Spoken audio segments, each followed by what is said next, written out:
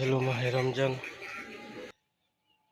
সবাই নামাজ পড়বো, যারা কেউ কোরআন তেলাওয়াত করবো, বেশি বেশি করে আল্লাহকে ডাকবো।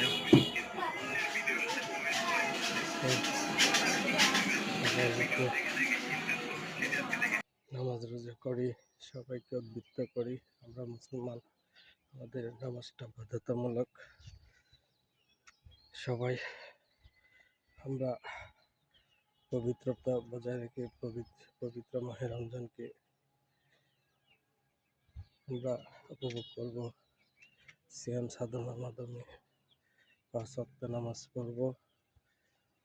আল্লাহ যাতে সবাইকে সেই তৌফিক দান করেন এবং সুন্দরভাবে এই পবিত্র মাহে রমজান যাতে করতে পারি, সে আশায়। আসসালামু আলাইকুম।